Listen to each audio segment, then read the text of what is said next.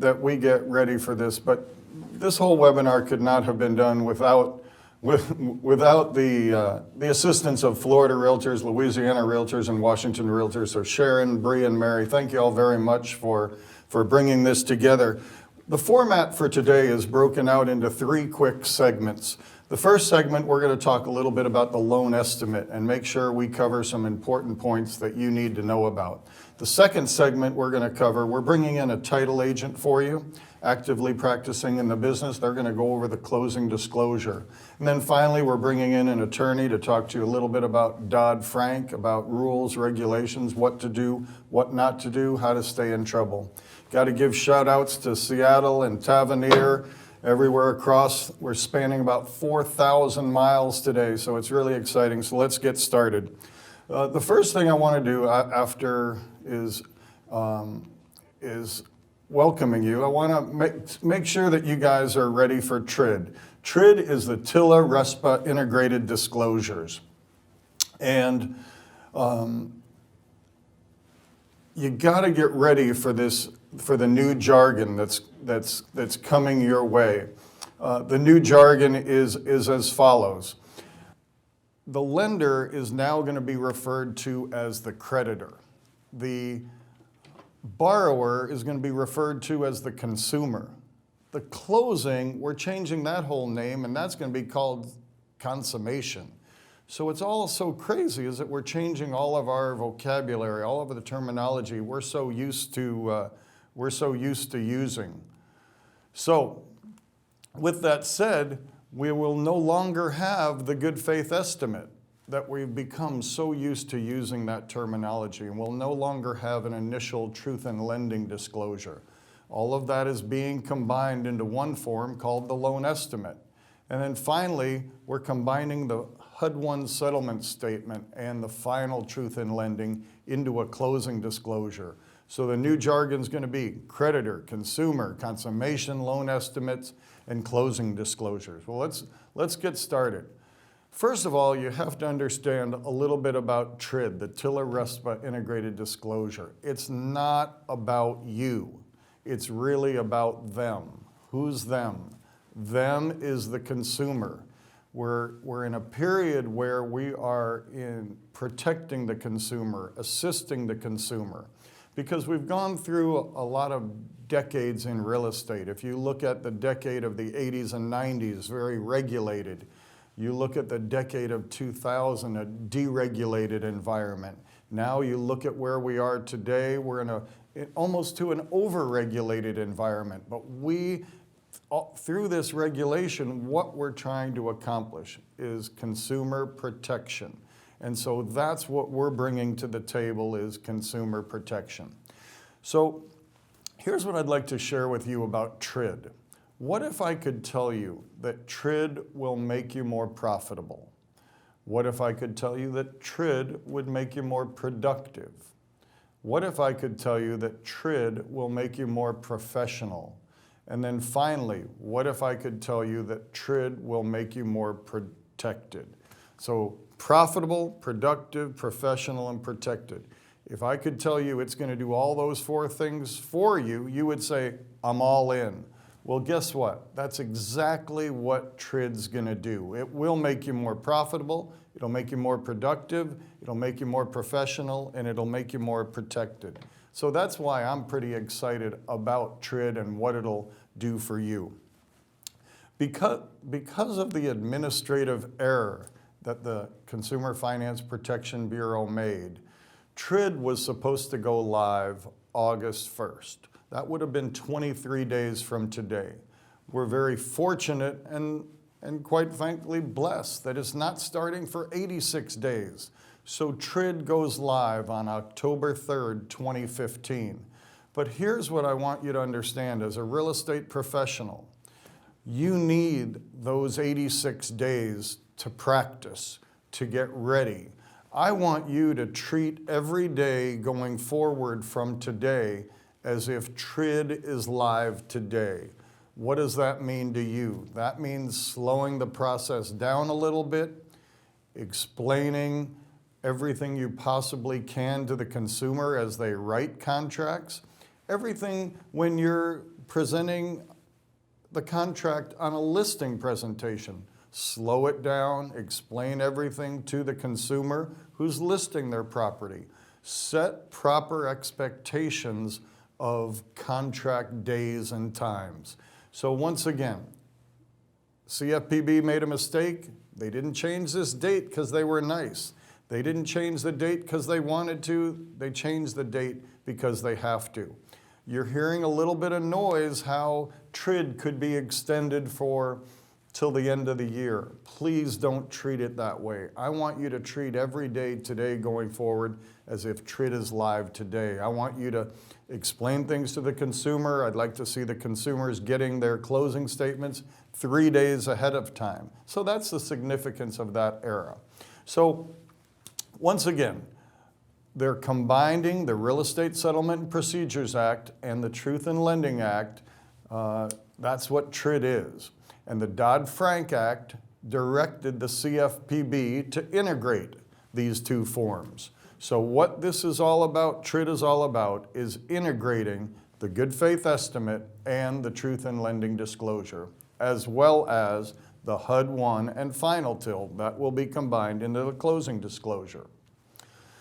So here's what are the goals of the CFPB. They want to improve consumer understanding of the process, the real estate purchase transaction. They want to make it simpler. And quite frankly, they want the consumer to understand monthly payments and cash to close. In my observation, 30 years of practicing mortgage banking, there's 2 or 3 things a consumer really cares about when purchasing a home. What's my payment? What's my cash to close? What's my interest rate? So they're really focused on that. The CFPB goals, they're in sync with that. They want the consumer to know those up front. So as a real estate professional, you need to be good. You need to be great at explaining and understanding monthly payments.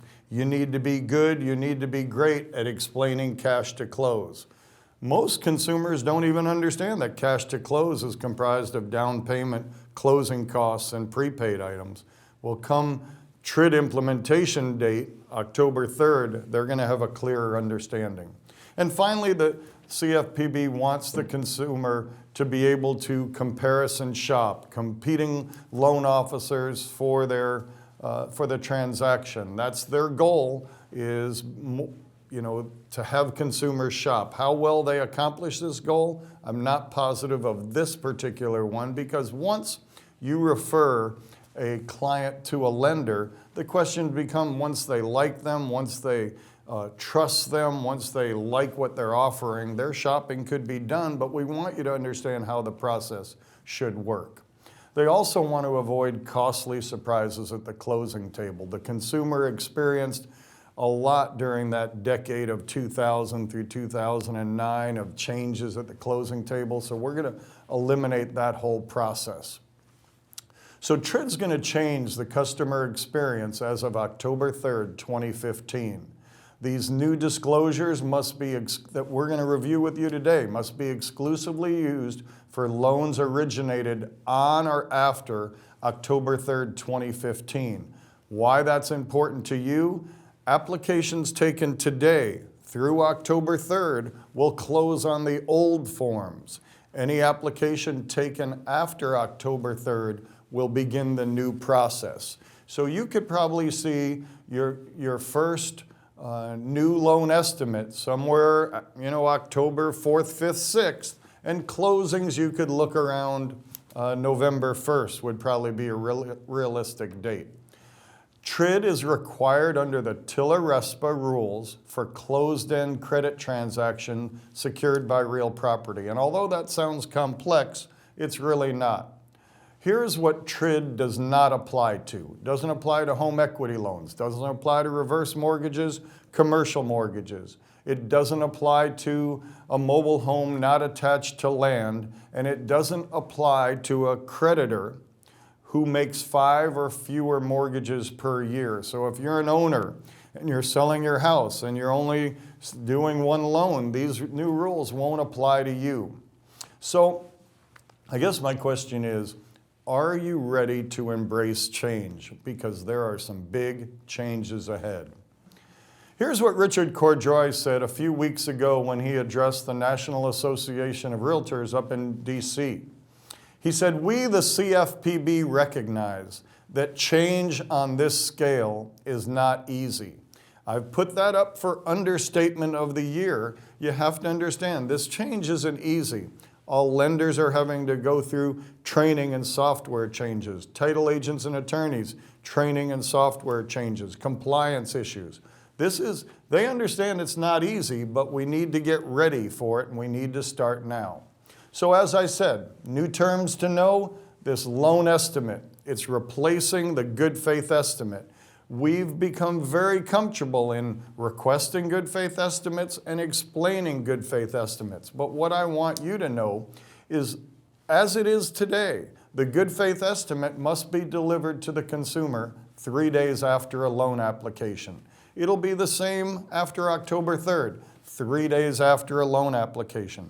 Just so you clearly understand, a loan application is defined by 6 triggers: their name, their income, their social security number, a property address, a proposed sales price, and a proposed loan amount. Once a lender takes those 6 triggers, they're going to give them within 3 days. It must be mailed or delivered in person, just as the way it is today. Here's the issue. The current good faith estimate that we have is atrocious at best. It changed on January of 2010. What happened after the financial crisis came out is that the good faith estimate was changed. They took away the forms that the multitude of forms lenders were using that they were all calling good faith estimates. They said, you will use this uniform form. The problem with this uniform form was nowhere did it have the total monthly payment. Nowhere did it have their cash to close, and nowhere did it have a signature area for the borrower to acknowledge it. So if the borrower couldn't get their payment, their cash to close, and didn't acknowledge receipt, you could see where this old good faith form failed miserably, and that's what they made us use. Lenders actually scurried around in January of 2010 and came up with their own forms. Maybe they're called itemized fee sheets.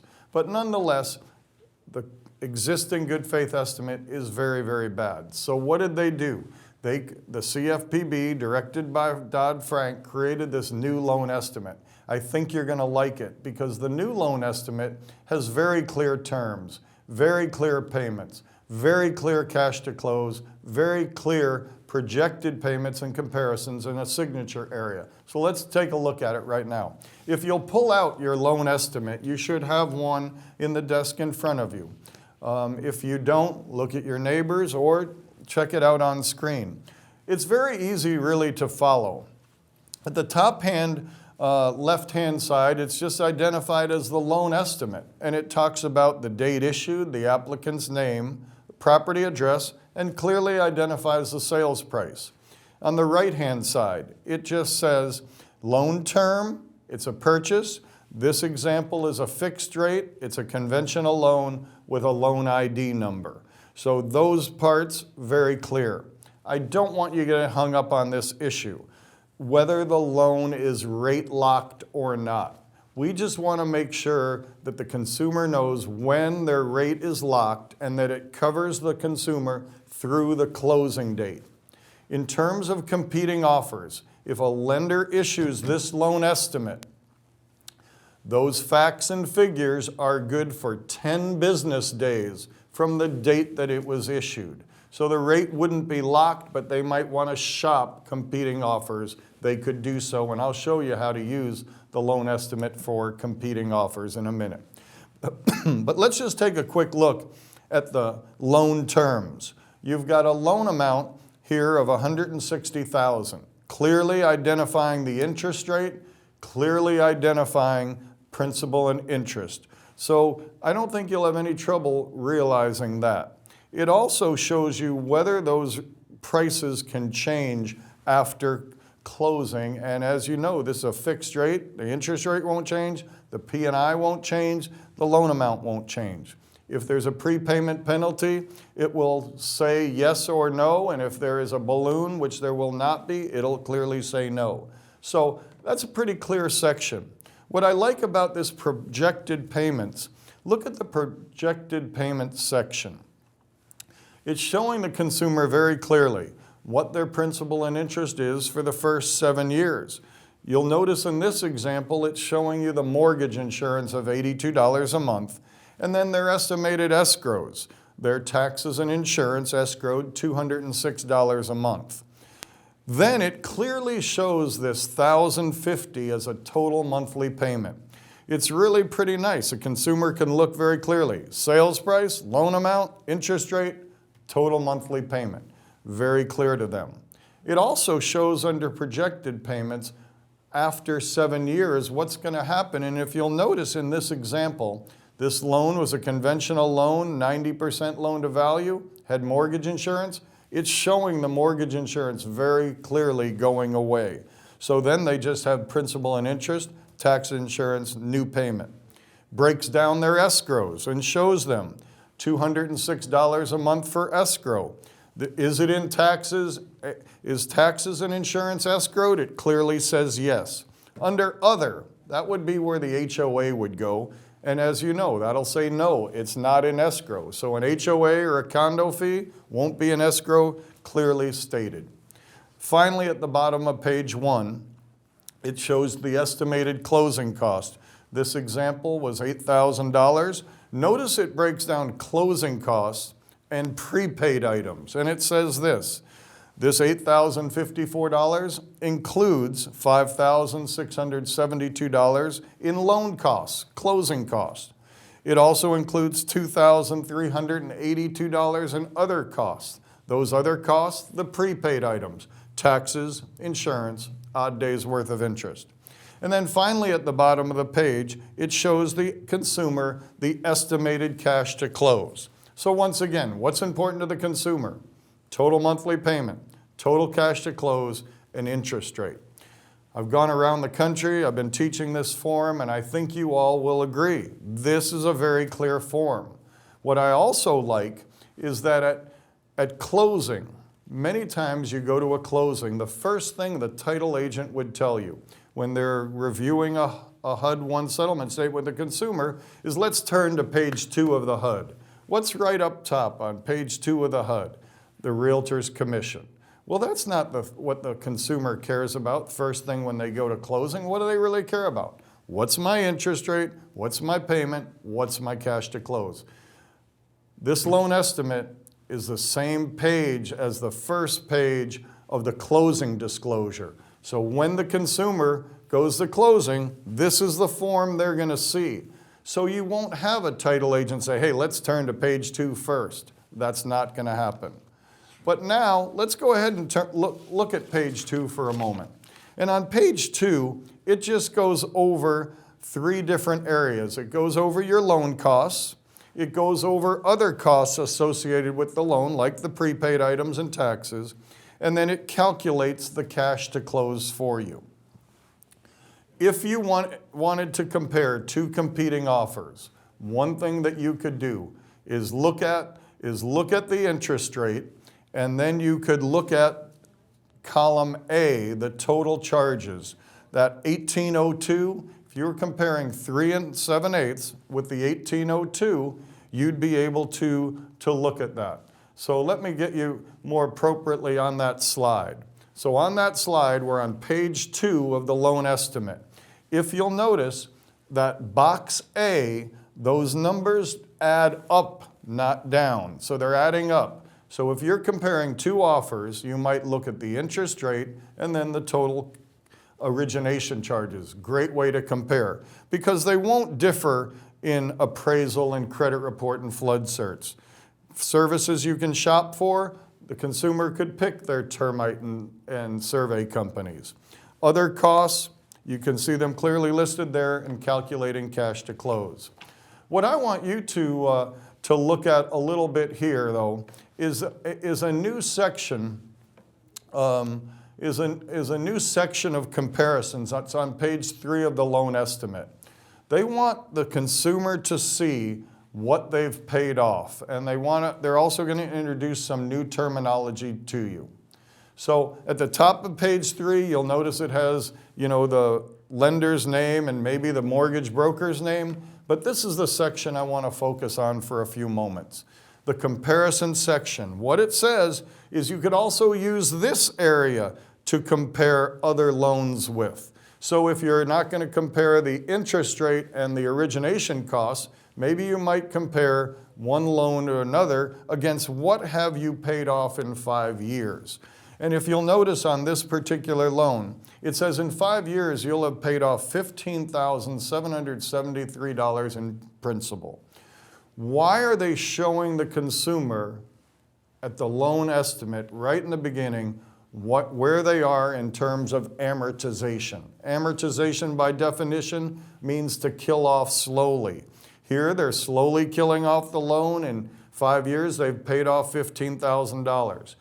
They want the consumer to understand, once you get into this obligation, how do you pay it off? How do you pay it off quicker? They want us to be more like our grandparents. They want us to pay off our loans and be healthy economically. And part of doing that is through showing them, hey, here's how the loan pays off. Maybe you make an additional principal reduction. It's reduced APR down to 1 sentence rather than 2 pages, and it just says, in this loan, the APR is 4.274, your cost over the loan expressed as a rate, and it's not your interest rate. And then they introduce new terminology called TIP, total interest percentage. On a 30-year fixed rate loan, what they're doing is they're showing you about 30% goes towards principal and 30% goes towards principal. 70% goes towards interest. So you could compare different loans by the total interest percentage. In this case, it is a 69.45% total interest percentage. So you're looking at a loan, if you're reviewing a loan estimate with a consumer, you'd help them understand where they are in terms of payoff, where they are in terms of APR, where they are in total interest percentage. The last thing that this page 3 of the loan estimate does, it talks a little about appraisal and assumption, but I want you to see that it also gives a clear place for the consumer to sign and acknowledge receipt of the loan estimate. The current good faith estimate didn't even have a signature page for which they could sign and acknowledge receipt. So let's highlight what we're talking about in terms of this loan estimate. The loan estimate's broken down into 3 pages. Page 1 covers monthly payment, cash to close. Page 2 covers closing costs associated with the loan and prepaid items and how they got to that cash to close. And then page 3, very important new section, new terminology called TIP, total interest percentage, reduces the APR to 1 sentence rather than 2 pages, and then finally gives the consumer an idea of where they'll be in that amortization schedule. So I think you'll see that this new loan estimate will be really, really easier for the consumer to understand, really easier for you as a real estate professional to understand. And if a consumer comes to you with competing offers or different loan estimates, you could easily look at 2 or 3, compare them in terms of APR. All right. I've got a few questions coming in, and one of the questions it said is on the loan estimate, page 1. So I'm gonna go back to the loan estimate and look at page 1, and it's estimated escrow. Is this the same on year 1 as year 7? It's a great question someone's asking. They do make them aware in the closing disclosure that taxes and insurance could rise. They have no way of really showing this on page 1. So the great point someone's making is in this loan estimate, it's showing the consumer that taxes and insurance aren't changing for that 30 years. In the closing disclosure that our next speaker is going to talk about, he'll share with you one of the bullet points where they show the consumer, hey, taxes and insurance do change through the loan. So I appreciate someone bringing that to our attention, that it could be misleading to the consumer. But the good news is this: that's why we're here today. That's how you're going to help explain it to the consumer and lay that out. Because we know taxes can go up or down, and obviously we see taxes trending. Insurance, you know, that will vary over time. So we don't want to mislead the consumer. We want to help explain the process, make it simpler, make it clearer. So I want to talk to you a little bit about how we're doing this. I'm a lender who's actively practicing in the business today, trying to explain how you can utilize the loan estimate. I want to bring in a colleague of mine. He's a 25-year veteran of the title industry, actively practicing in the business today. Dana Ward, he's going to go over the closing disclosure with you. He's going to help you understand a little bit more about that process. So I'm excited to turn this back over to Dana, and here we go. Thank you, Grant. It's a real pleasure to be here. Actually, I've worked with Grant for many, many years as both a speaker and a customer, and he is a great national resource and a great national speaker. So it's a real honor to be here today sharing the stage with Grant. I want to do a quick shout out to my peers in Florida. I've got a lot of customers and a lot of friends out there, but a little known fact, I actually spent the late 90s as the state manager for Louisiana, actually working in New Orleans, as y'all can all relate to that, saying in Louisiana. So maybe there's some people out there that haven't seen for a while. I hope you're saying right now that I look awfully good and haven't aged a bit. Also, a shout out to my friends in Washington. I was with Land America 23 years and did a lot of work with the executives tied to Land America, Lawyers Title Commonwealth, out in the Washington area, and hopefully there's some friends and former peers out there. So again, thank you for joining us today. It's a real pleasure to be here. All right, y'all want to get started? Grant started with a loan estimate. I'm going to transition into the closing disclosure. So, really, come on now. What is all the fuss about? Really, this is just a forms change, right? We all did this in 2010, and everything worked out fine. We had about a 30, 60-day transition, but it's really just a forms change, right? Well, if you're in the audience today and that's exactly what you're thinking, I've kind of set you up. No, it's not. As you heard from Grant, this is a major, major structural change in how real estate transactions are done nationally. It's going to take, not since 1974, or if you know what the fun fact happened in 1974, that was the HUD-1 closing statement was introduced. So we have been working on the HUD-1 closing statement now for 40 plus years. And as Grant mentioned, all that is going away now October 3rd. So this is a major, major change in how we're doing business. And again, I applaud you all for being here today.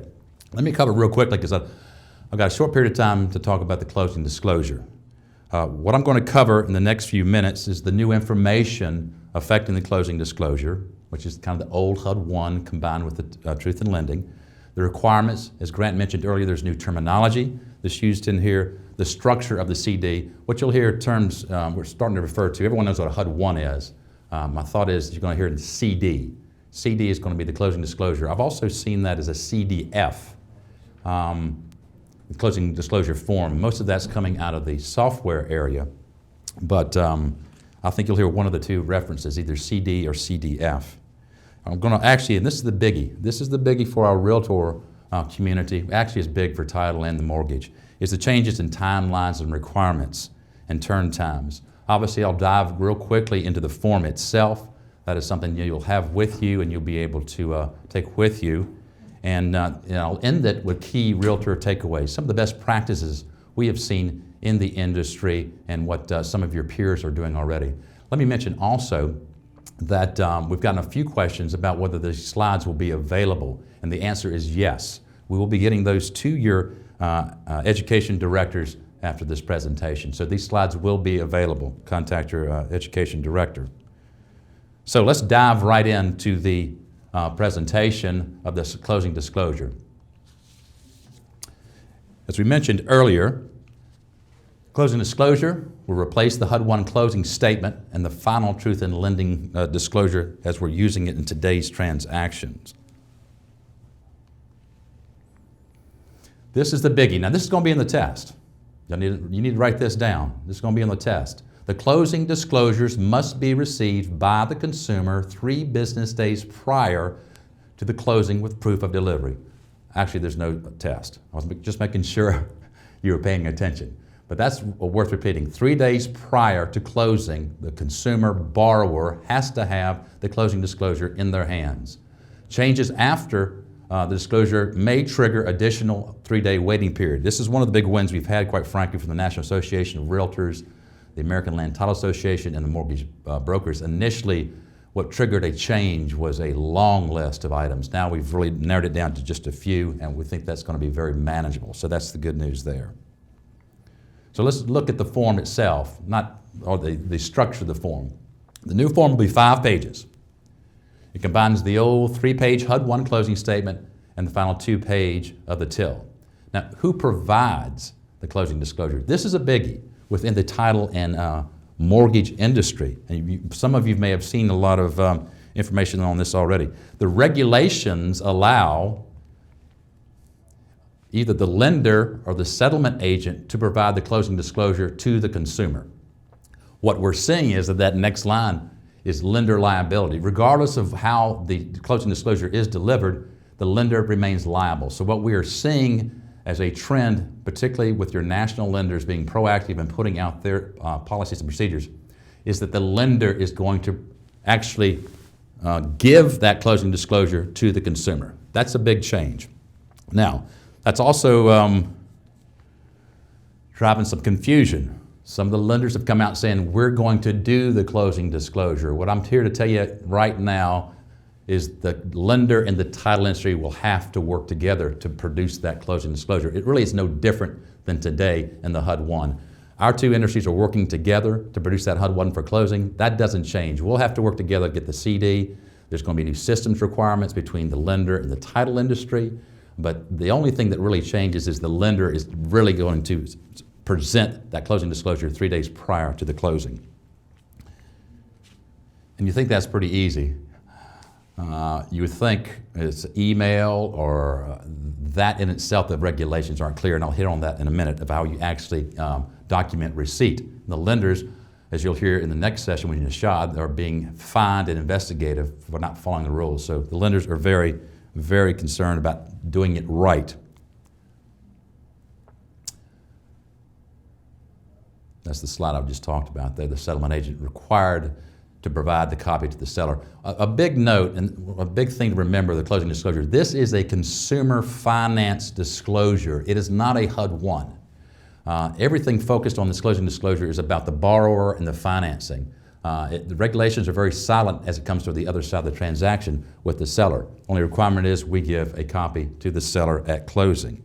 So, this is the biggie. This is the biggie, as I mentioned earlier. This is the win. Now, this is going to be on the test, if there was a test. I'm telling you, there's one guarantee right now. Consumer must receive the CD 3 days before closing with proof of delivery. And I'm telling you right now, if they don't, it will not close. If you take one thing away from this seminar today, is that if that consumer does not have proper disclosure, it will not close. There's not a single lender in this country that's going to take that risk. So, saying that, tying back to what Grant said, we have to be proactive. We need to have a plan. So let's do that.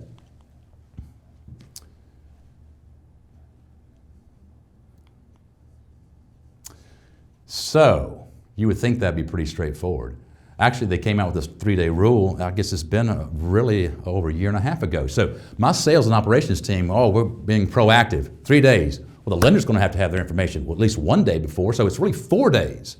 So we'll pull the information together, we'll get it to the lender, they'll then disperse or present it to the consumer. Well, it's going wider and wider. The industry standard of what we're seeing is 2 weeks prior to 10 business days prior. Probably best practice is just think 2 weeks. 2 weeks before your closing, you have to be ready for your closing. That's the big change. So let's look and see how they've actually done those numbers real quickly, just so we're on the same page. Let's count the days. I've talked about the 1 day for the title company to make sure they're communicating with the lender to be able to present the CD. What we're seeing is they want to fudge it, particularly in the first few months. My prediction is this is going to take probably 3 or 4 months to kind of work this thing through the schedule. As Grant mentioned earlier, you probably need to add some additional days to any and all contracts after October 3rd.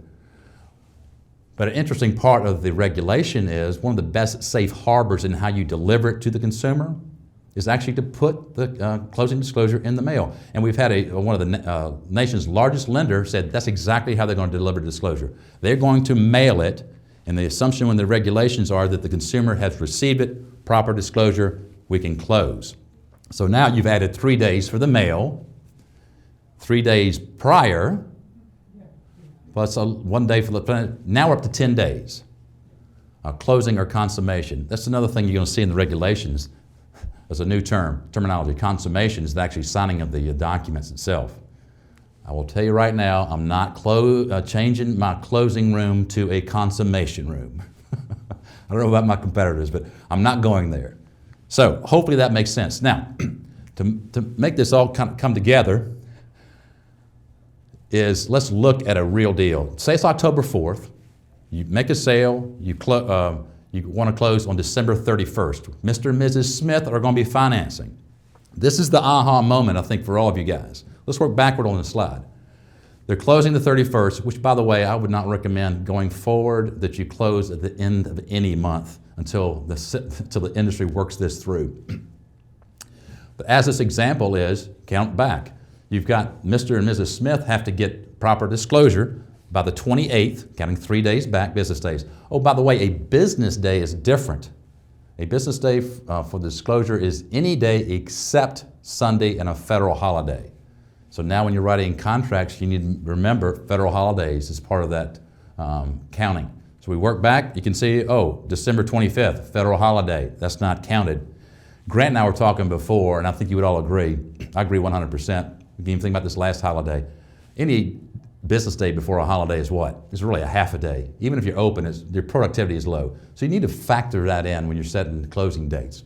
But let's keep counting. So now the deadline to mail the CD is December 22nd, and the lender's telling you they need everything by the 17th.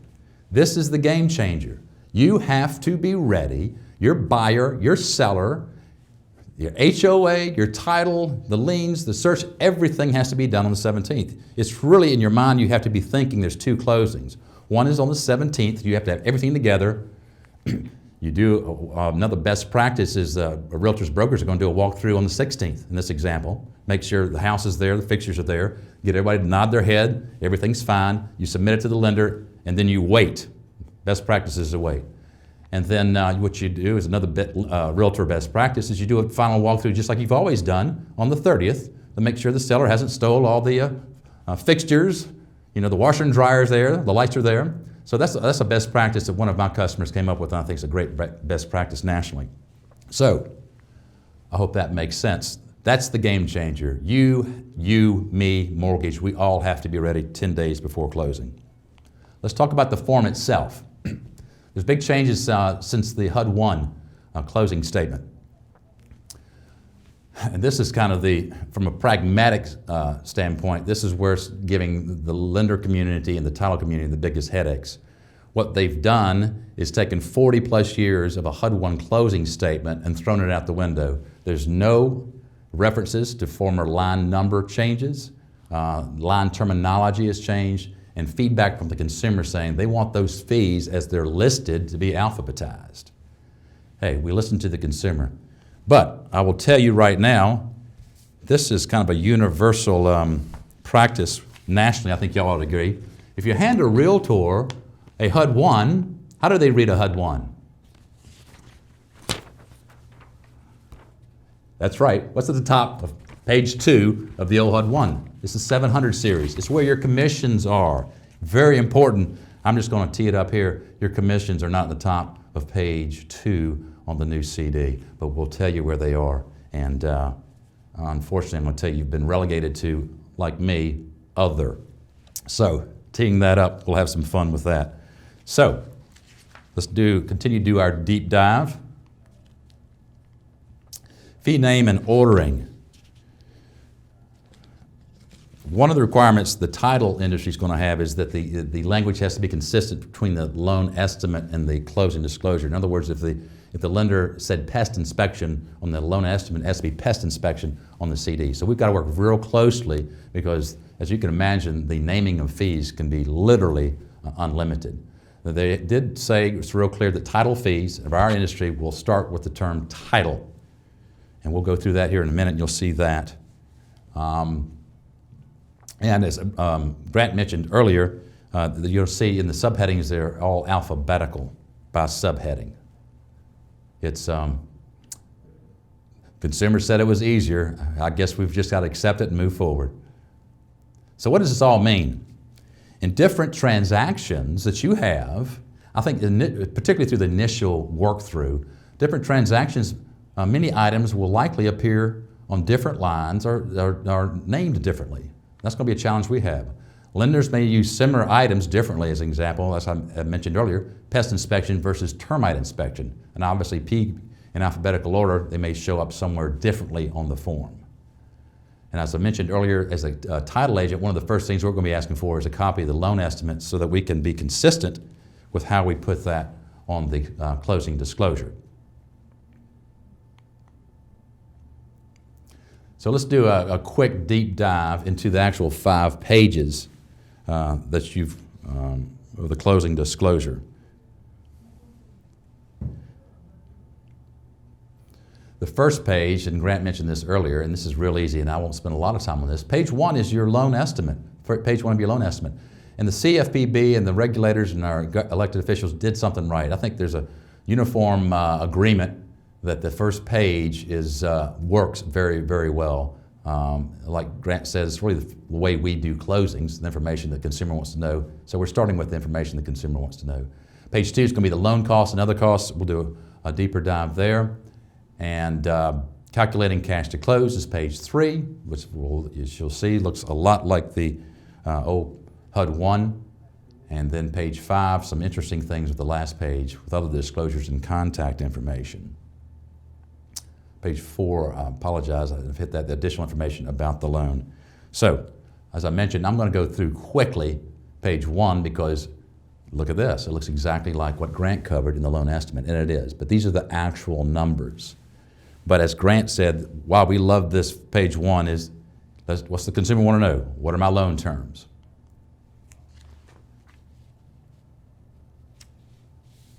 What's my proposed payments? What's my closing costs, and what's the cash to close? And that's a huge improvement over the 2010 changes that we saw. So then let's go into new territory and look at page 2 of the closing disclosure.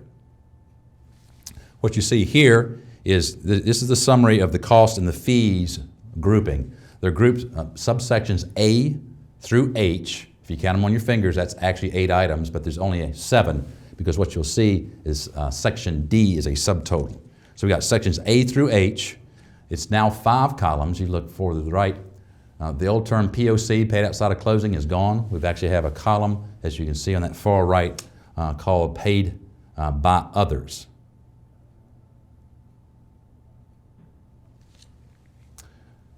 Going down page 2, we've got the services the borrower did shop for. You can see there, it's listed title, title, title. You know, one of the challenges we have rolling this out nationally is giving an example that captures all markets. Our business is done very differently across state lines. For instance, Florida does not have an insurance binder, and we don't get $800 for our title search. I wish we did. That would help my profitability dramatically. But you see titles listed there, and that's how you're going to see it listed not exactly. I don't know if there's been an industry agreement that was closing fee, settlement fee, or how the lender wants to see that, but it will be alphabetized by title. So that's section, page 2, section C. Section E, D subtotal, is other costs. Yes, there are taxes and your governmental taxes. So this is looking very familiar. I want this should look very familiar to all of y'all. Escrow payments at closing. And this is the page y'all are all been waiting for. You know, where the heck are the realtor commissions? Well, here we go. It's still on page 2, but you're going to have to look down at the bottom of the page now. You've been relegated to H, other. But don't feel so bad. My title owner's insurance policy is down there with you. But you can see there on lines 5 and 6, or in this section, is how we'll capture your fees and to make sure that they're right. So page 2, bottom of the page, subsection H. So let's move on to page 3. Page 3, at the very top of the page, is calculating cash to close. This is dealing with your variances, and very similar to the 2010 forms, and then the explanations of why the variances. What's interesting is you move down on page 3, it's starting to look very similar to what you're comfortable with and familiar with the HUD-1 closings. And this is my example of how a lender really cannot create this form in a vacuum. He's going to have to, or they're going to have to engage the title industry to get the real estate information that we control to combine with their lending information, obviously what they control, get those two together so that we can get them to the customer on a timely basis. But very, again, very similar to what you've seen in the HUD-1 closing. Continuing on down page 3, we've got the already paid by others due from seller at closing, and then the calculations. Cash to close, what you need to bring to closing. Hot off the press.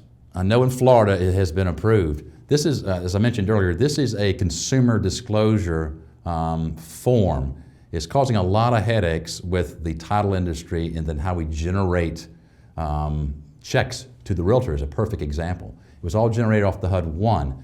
This closing disclosure is not a good summary of how the funds flow. So it's been approved in Florida, approved by CFPB. There is going to be a separate settlement statement. That's going to be a ledger, all funds in, all funds out. And I'm sure the lender's going to want to see that too. So we've added an additional form to your closing, at least in Florida. In Louisiana and Washington, you need to check that out. My hunch is that's going to become an industry practice, if nothing else from a software audit transition. All right, let's move forward. Page 4. This is where we're getting into. By the way, when they did the consumer feedback, the consumer prioritized all the information they said was important to them. That's how we got to that nice page 1. As you move back in the forms, they put information the consumer told CFPB was less important. So while this is important, page 4 now deals with the loan disclosures. What I like about these forms, and I think what the CFPB and our regulators were after, was it's really a nice educational form. It goes beyond disclosure, it goes to education. You can see here, is the loan assumable? Is there a demand feature? Is there a negative amortization involved? There was a lot of abuse in that area back in the good old days. But clearly the consumer should know what negative am is and whether it applies to their loan and the ramifications. Going down that page, we've got partial payments. You can see where it's checked there, that we're taking a security interest in their property. I'm really kind of surprised, to be honest with you, they didn't also say security interest and we can foreclose and take the property back from an educational standpoint. But I think the form's doing an excellent job in the disclosures. Here we go into the escrows, which I think is excellent for the consumer. Again, keep the consumer in mind. This is an excellent form. And then interesting, and this is actually what Grant hit on earlier. If you look at the bottom, in the future, this goes back to the earlier question about the escrow. They clearly lay it out that escrow payment may change. You may be able to cancel your escrow account, but if you do, you must pay property costs directly And if you fail to pay, they talk about the liens and losing your house. So again, I think the CFPB has done an excellent job of making it clear to the consumer what's involved with the financing. We'll finish with page 5, which actually is my favorite page. I do a lot of sales work. Page 5, CFPB did they say, a nice favor. You'll see here in a second. It's on the next bottom portion, but it's the front part. I won't cover that. On the left-hand side, you can see is the loan calculations that Grant hit on, some of the new ratios.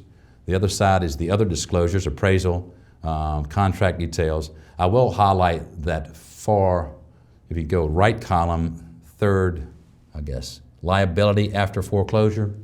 I'll tell my friends in Florida, the wrong box is checked. In Florida, it is that lower box where it says state law does not protect you from liability for unpaid balances. And my friends in Louisiana and Washington, that's a question you need to ask. But in Florida, that other box will be checked. A big thing, a huge thing, and I know Nishad will probably talk about this a little bit. Look to the left column where that big question mark is. CFPB is very, very serious about treating the consumer fairly, and they're going to go after people that don't treat the consumer fairly. They've got websites, they got toll-free numbers. Just last week, they're now posting in their website complaints against companies. They'll notify the company, they have 15 days to reply, but they're putting all comments out there on the World Wide Web, driving consumer accountability.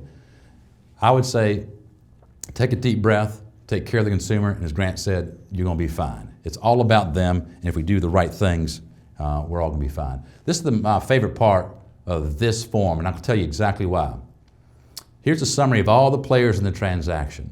The name, as you can see, you've got the realtors, you got the title company, you got the mortgage, you got their names, you got their address, you got their license number. This is why I love this.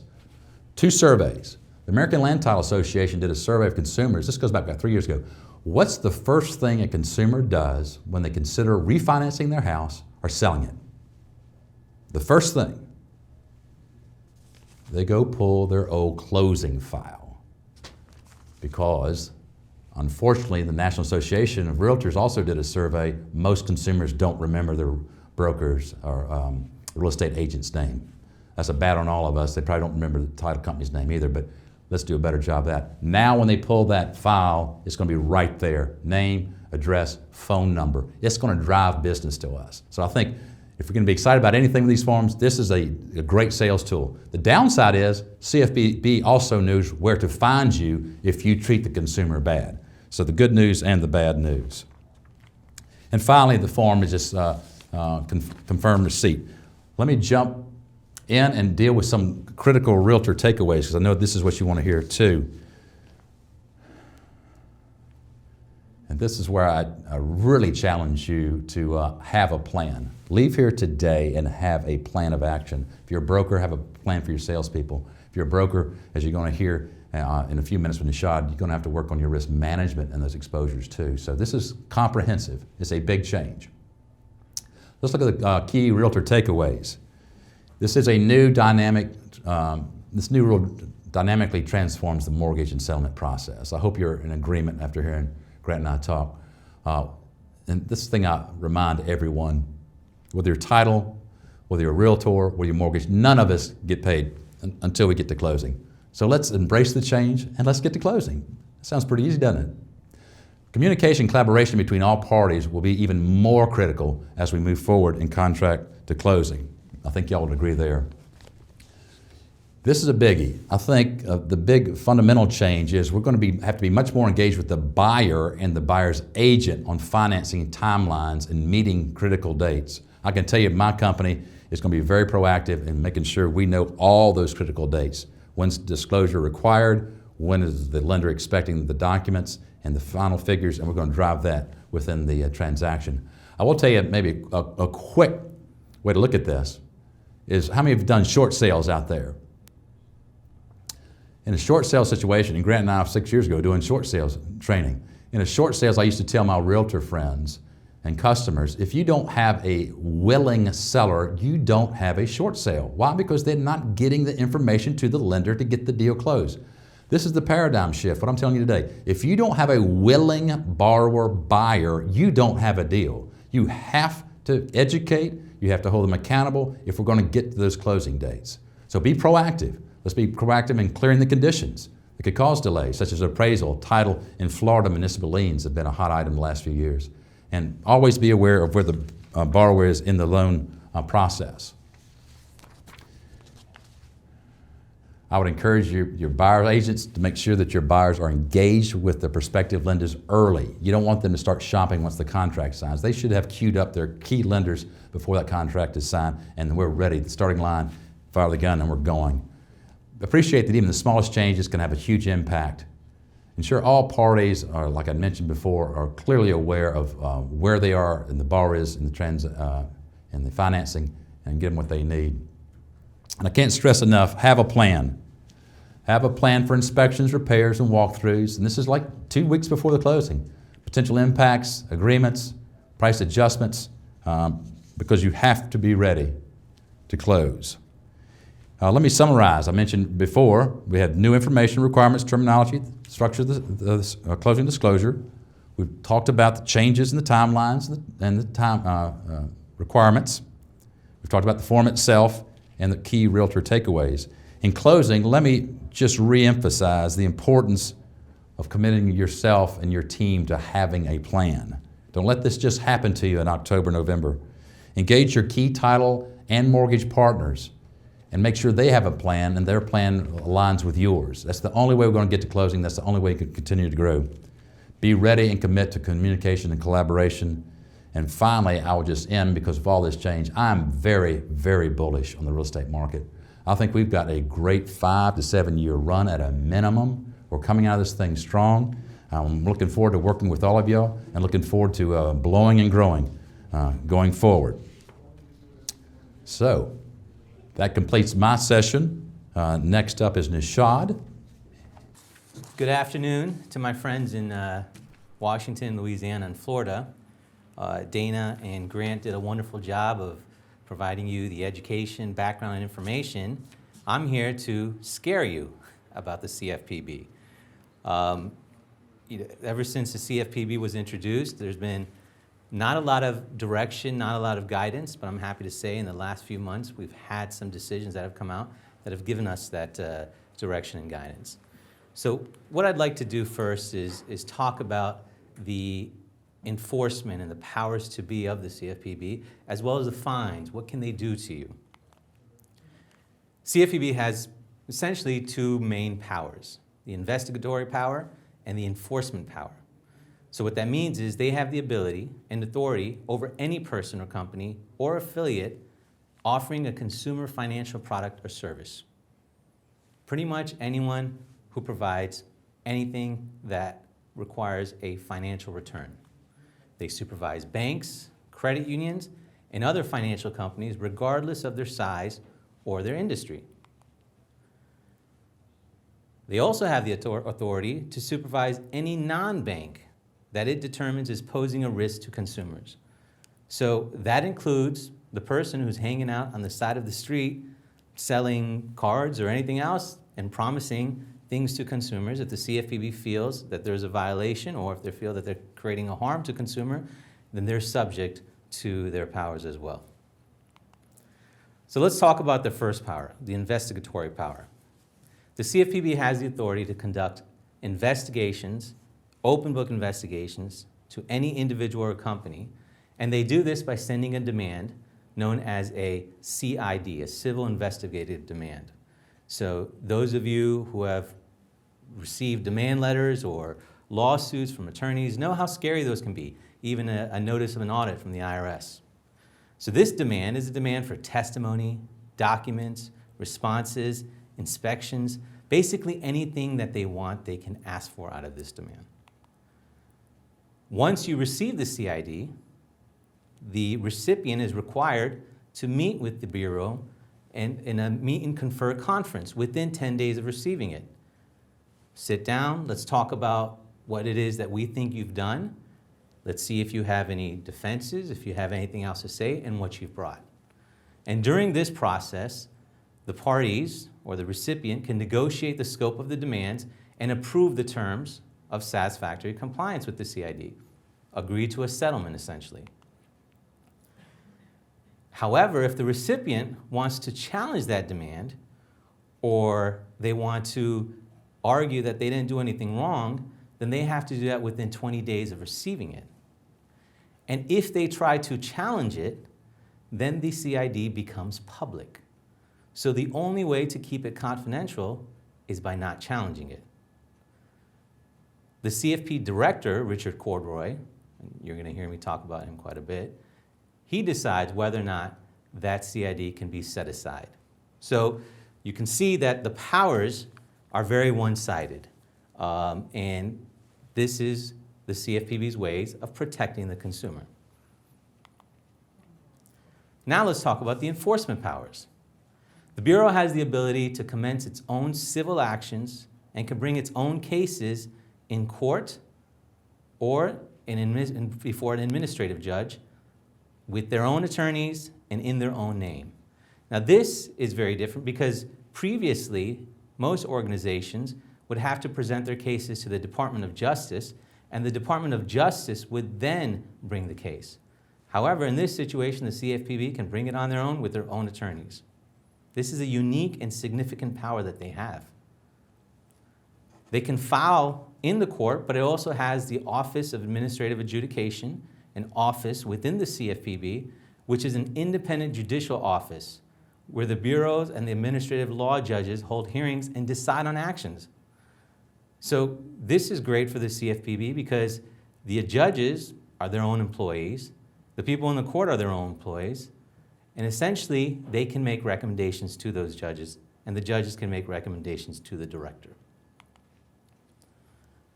This means the person whose enforcement division is filing a claim against you is also the person who is deciding your case. Very, very concerning. Now, a party can always appeal the decision to the federal court, but judges will usually give the fact finder a significant amount of deference. And this is interesting because something happened in early June of this year, a case that came up that we're going to discuss in a minute. If the Bureau determines a law has been violated, it can impose significant sanctions. And these include rescission, refunding the money, restitution, paying anyone that's been damaged, disgorgement, taking any profits that the violator has received, payment of damages, public notification, putting it out there, letting them know that a bank, a broker, or someone has committed a violation, and of course, civil money penalties. Let's talk about the penalties. There's essentially 3 tiers. Tier 1, for any violation of the law, rule, or order imposed by the CFPB, a civil penalty of $5,000 a day. So the typical defense that I didn't know, ignorance doesn't apply here. Whether you knew or not, every action that results in a violation has a penalty of $5,000 a day. There's tier 2, for any reckless violation of a law, rule, or order, there's a $25,000 per day violation. Okay? And here's the kicker. Tier 3, for any violation, rule, or order of law knowingly done, $1 million per day. This means if you had no idea of violating a consumer law, you can get to the $5,000 per day violation, but if you did know, you want to get the $1 million per day. And they did this $1 million per day, why? To capture the attention of the banks. So, whereas before, the banks would say, well, you know, what's the cost? A couple $100,000, not a big deal. Attorneys, you handle it. Now, $1 million a day becomes a very big deal. So now the banks take this much, much more seriously. Here's the most important thing about the enforcement powers. There's no statute of limitations. And since these actions can be brought through civil courts and administratively, there is no statute of limitations. That means you can receive a letter 10 years from now for something you did today and you could be in violation. They can also issue a cease and desist during the action, which essentially freezes you and puts your hands in shackles. Now, in early June, there was the PHH decision. And this was an important decision because it was essentially the first appeal of an agency administrative proceeding, and it took a deeper look into how the Bureau handles these decisions. PHH was found guilty of violating RESPA when it accepted kickbacks in the form of mortgage reinsurance premiums that the mortgage insurers paid to PHH.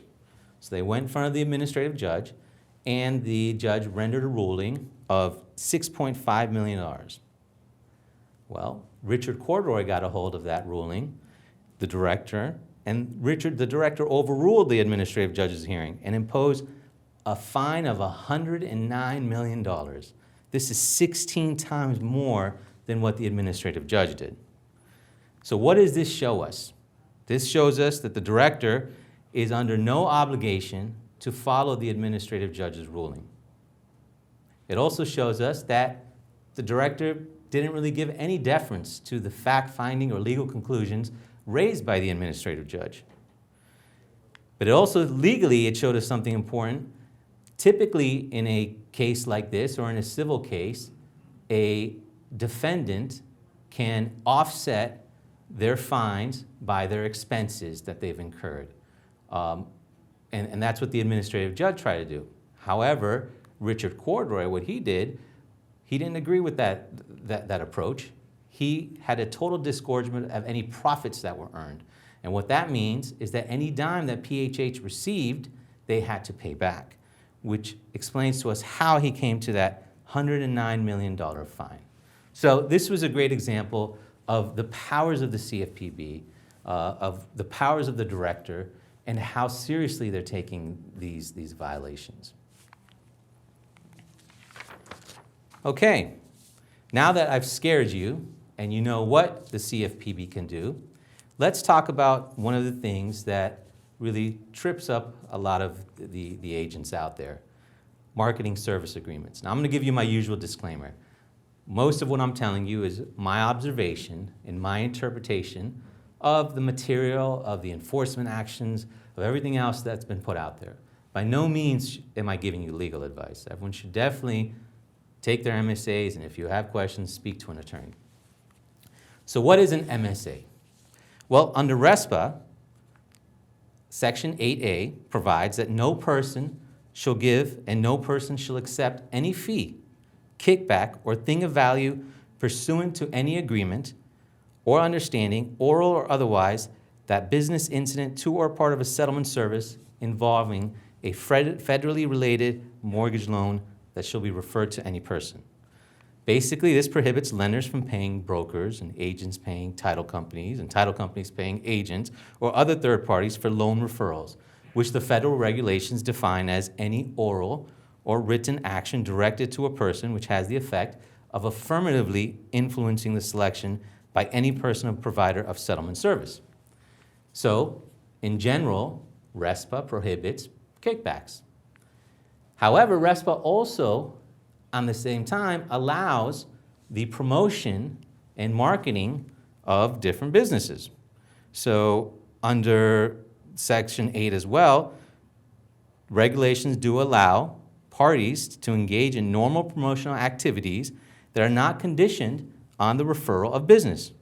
Thus, payments to real estate brokers or agents for general advertising services without more is not a violation of RESPA. This includes website banner ads, physical signs, logos on the resources. It's okay. And so after this, everyone started to come up with these marketing service agreements. And these contracts, a lot of them were legitimate, where an agent or a brokerage is paying for the services, or a title company is paying a brokerage for the services of marketing, general marketing. But a lot of them were used to circumvent the RESPA rules. And that's where HUD took a very strict interpretation on how these marketing service agreements are treated. We didn't have any rules that said this is what makes an MSA illegal, this is what makes an MSA legal. What we did have is interpretation. And in 2010, HUD confirmed that Section 8C2 of RESPA permits a person to pay another person in a position to refer settlement services for the performance of general marketing and advertising that do not involve three things: direct consumer solicitations, so bring a bunch of people into a room and market directly to them, or focus on sellers or home buyers only. 2, as long as the marketing services are for fair market value, so based upon not an inflated fee or something that's under, but on fair market value. And 3, the actual service performed. So based upon the HUD interpretation, MSAs are okay as long as these 3 elements are met. Not directed to specific people, based upon a fair market value, and they're actually performed, okay? But on September of 2014, the CFPB for the first time expressed views on the MSAs under RESPA. And what they did was very interesting. They agreed, let me catch up on the slide. They agreed and confirmed HUD's rules, but they expanded on it. And the case that helped them do that is called Lighthouse Title. And Lighthouse Title did something called a consent order. And what a consent order is if you remember going back to the enforcement part of the presentation, you get a CID, you have a right to challenge it, but if you want to settle and you agree that there were violations, then you can enter into something called a consent. And a consent says, we're going to keep everything confidential, this is what you've agreed that you've done, and this is what you're going to do to fix it. So Lighthouse Title, getting back to the consent order, they entered into a consent order with the Bureau. The history that we know is in 2009, they were entering into several marketing service agreements with different agencies. Violations were found, and the CFPB opened an investigation. And because it was a consent order, they kept what exactly they did and how much they paid for it confidential. But what the consent order did is it gave us some guidance for the first time of what things you can do, what things you shouldn't do, and what things you should do in order to keep your MSAs valid. And again, this isn't legal advice. Everyone should have their MSA reviewed by an attorney, but it is interpretation of their guidance. So let's talk about first what Lighthouse Title did wrong. First, they entered into MSA agreements with the understanding that they would get business in return, okay? So they only entered into agreements with those people who they thought or knew would give them business. They didn't determine a fair market value for the services received. They came up with their own values. There was nothing to show that the marketing they provided, and again, we don't know exactly what they did because it was a consent order, but we know that they didn't prove that it was the fair market value or what the value is of what they did. They set fees based upon a number of referrals received and revenues generated. So instead of setting monthly fees, they did it based upon the volume of business that they received and the amount of money that they received. They set fees based upon the amount paid by other title companies. So this is going back to that defense. Well, they're doing it. How much are they paying? We're going to pay the same amount. That's how they determined those fees and those MSAs. And lastly, they didn't monitor the advertisers to ensure that they actually received the services. They engaged several companies with MSAs, never followed up to see if the advertising was actually provided. What the consent order did is it also told us what they could have done. Consent order stated that the services must be legitimate marketing advertising services. They actually must be done. It can't be, hey, we'll put you on a flyer or everyone uses Constant Contact these days. We'll throw you on there when the company is already doing Constant Contact. They actually have to provide marketing services. The compensation paid by the SSP, the settlement service provider, to the advertiser must not be connected with the volume or value of business. So what that means is you have to do it on a flat fee or fixed fee basis, not on the amount of business that you receive. Obtain expert valuations for the services provided. So, mentioning earlier, and this aligns with the HUD interpretation, what are the value of the services being provided? How do you know? In the consent order, the Bureau essentially told us that it's important to get maybe a third-party appraiser, someone who can sit down and say, this is what I think the value of these marketing services are, and you have that in your file, you have it in your record, so if anyone questions it, you can say, I didn't come up with this value on my own. We didn't just agree on a value. We actually had a third party tell us what the value of these services are. What's the value of putting my name on a banner? What's the value of marketing on Constant Contact? What's the value of delivering pens and marketing material inside a counterparty? The settlement service party should diligently monitor the advertiser to make sure the services are provided.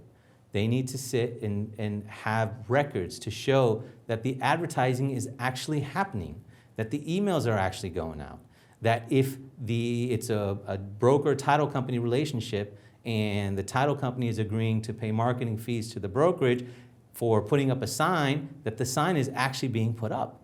It's important that the company and the one entering into the marketing service agreement makes sure that the marketing is actually happening. Let's go back. Monitoring is very important as well. So there was a case that the Bureau, that HUD had brought forward where it was a completely legal MSA in their interpretation, fair market value, services were being provided, but they weren't monitoring it. Instead, they would have meetings where they would talk about what's how much business are you sending me? Are you sending me enough? And instead, what the Bureau wants to see, based upon the consent order, is meetings as to, tell me about the marketing you're providing. What have you done so far? They recommend taking minutes in these meetings. That's very important as well. So these are some of the things that the consent order provides to us and says we have to do in order to make these MSAs legal. And as long as they don't outlaw MSAs, but they say these are some of the things that you need to follow. Now, one of the most important things about the consent order, whereas if you recall, under the HUD interpretation, there were 3 requirements: that there wasn't a direct solicitation of services to consumers, that there was a payment for the marketing, and the service, a fair market value payment, and the services were actually performed. In the consent order, what the Bureau stated is that the value doesn't have to be a thing of value. The value is the fact that they entered into an MSA.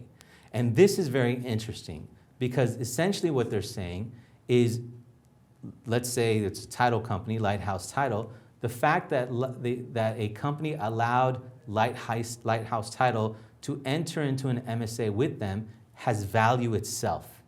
So the fact that they entered into an MSA has value itself. This is very, very important because they're essentially saying that the MSAs, if you do it just to do it, is illegal. You have to do all these other things to make sure that you're following the rules and it's not an illegal kickback.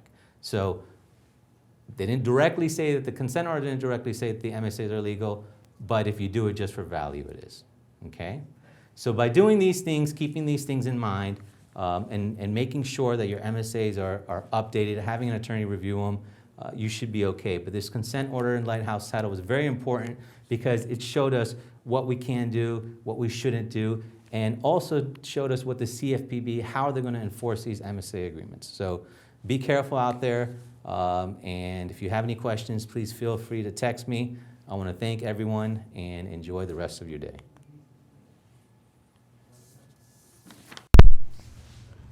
This was a very ambitious undertaking to go over the loan estimate, to go over the closing disclosure, and talk about legal issues in 3 short segments. It's almost like an introduction to inspire you to reach out to your education directors and say, you know what, we need more information, we need more training. We're going to provide you a lot of links. We're going to provide you a lot of information. We're going to provide you with a web recast of this information. Primarily, the links that we're going to provide through that are provided by the CFPB is very good. 91 pages of details. It's in very big font, 91 pages, breaking down each and every line item. But I will say this: I want to give a shout out to each and every one of you, because the questions we've been receiving have been at a very, very, very high level and are great questions. And we're going to be sending out these questions and answers to these questions to all the participants, because we want you to hear what other people are asking and we want you to know the answers. But But once again, the loan estimate, I think the consensus is everybody feels that it is much improved. There has been a little bit of confusion as to whether or not the lender will want to receive all of the borrower's documents prior to issuing a pre-approval. And the answer is absolutely. The lender wants to receive all the information on the consumer so they can give quality information. I refer to that sometimes as the difference between a bank-approved short sale versus a regular short sale. Look at the timing differential between a bank-approved short sale and a regular short sale. Now let's look at a bank-approved consumer rather than a consumer just bringing in his documents. There's a timing issue. We also want to bring your attention also to milestones, monitoring milestones. The milestones we're monitoring are start and effective date of contract, end date or closing date, that consummation date, and recognizing how many days you have to perform all of these functions. When you allow for an elongated inspection period and the appraisal isn't ordered, you really have to get a better handle now on the timing milestones of a contract. When will the homeowner's insurance be purchased? I hope we're doing that well in advance. When is the commitment date? When do you want that loan submitted to underwriting? When do you need all documents from the title agent to the lender? All of these milestones need to be put on the front of your file folder or on an inside cover sheet so you as a real estate professional can help coordinate. One of the things I liked, two things I want to leave you with is the biggest challenge is getting everyone in line and getting everyone to communicate, because communication between the listing agent, between the buyer's agent, between the lender, and between the title agent, the need to improve that level of communication and cooperation, it really goes off the chart. So that's absolutely, positively a huge issue. But the biggest thing I want to impress upon you is that we're introducing this more to you now, 87 days away from implementation date. So just think about all the questions you've asked and start looking at the transactions that you currently have and saying, hey, what could I do to improve this process? The last point I want to leave you with is these closing rushes.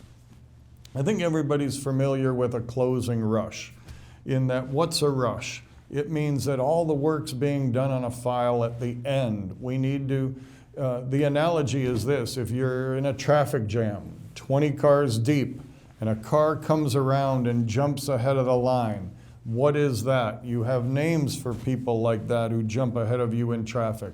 Well, that's what a closing rush is.